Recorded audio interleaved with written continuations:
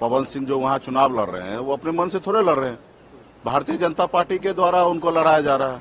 अगर पवन सिंह बीजेपी के आदमी हैं तो मनोज तिवारी पवन सिंह को बिठाना क्यों चाहते हैं?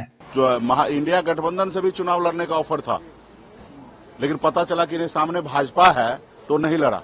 मुकेश सहनी जी, आपका आरजेडी वाला झंडा शायद पवन सिंह को पसंद नहीं आया होगा, इसीलिए उन्होंने ना बीजेपी का झंडा थामा और ना ही लालटेन का झंडा थामा।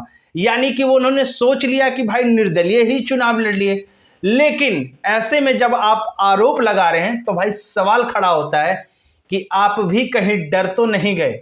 आपके कैंडिडेट को हारने के चांसेस बढ़ तो नहीं गए?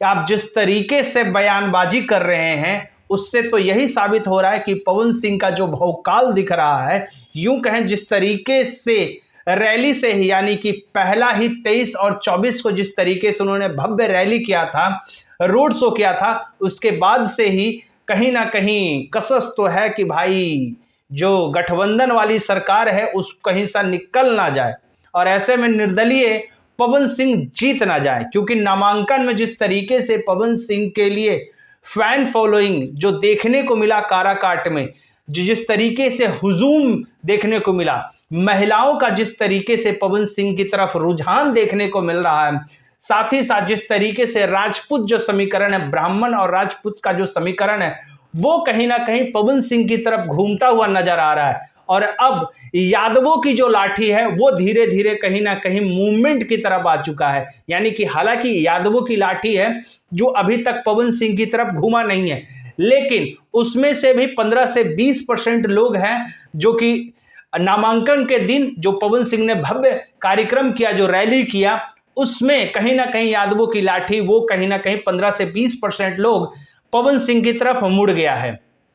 तो ऐसे में अब पवन सिंह को जीतने के लिए भाई थोड़ा सा और मेहनत करना पड़ेगा और ऐसे में अगर पवन सिंह मेहनत कर लेते हैं तो भाई चुनाव तो वो निर्दलीय ही जीत जाएंगे। तो ऐसे में भाई मुकेश सहनी का आरोप लगाना जाहिर सी बात है, क्योंकि पवन सिंह अभी तक बीजेपी पर उतना हमलेबाज नहीं कर रहे हैं। यानी कि हमला जो करना चाहिए, जिस तरीके से दबा के इंटरव्यू पवन सिंह कर रहे हैं, उसमें कहीं ना कहीं बीजेपी का नाम नहीं ले रहे, सिर्फ उपेंद्र कुशवाहा का नाम ले रहे।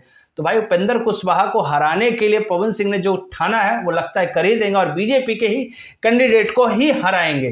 तो भाई पवन सिंह है, मूड बनने में थोड़ा टाइम लगता है, लेकिन मूड बना लिए हैं कि भाई चुनाव जीतना है और जिस तरीके से वो मेहनत कर रहे हैं, लग रहा है कि काराकाट की जनता उन्हें भरपूर प्यार देगी। और मुकेश सहनी के आरोप लगाने से कुछ नहीं होता है। मुकेश सहनी थोड़ा टीआरपी बटोरना चाहते हैं, क्योंकि इस समय जो सारा मीडिया का जो फोकस है वो कहीं ना कहीं काराकाट में गया हुआ है। और भाई अगर मुकेश सहनी उसमें कुछ तिगड़ा मसाला नमक मिर्ची डाल देते हैं तो कहीं ना कहीं मीडिया का टेंशन घूमेगा और हो सकता है थोड़ा सा लाइमलाइट मुकेश सहनी को भी मिल जाए।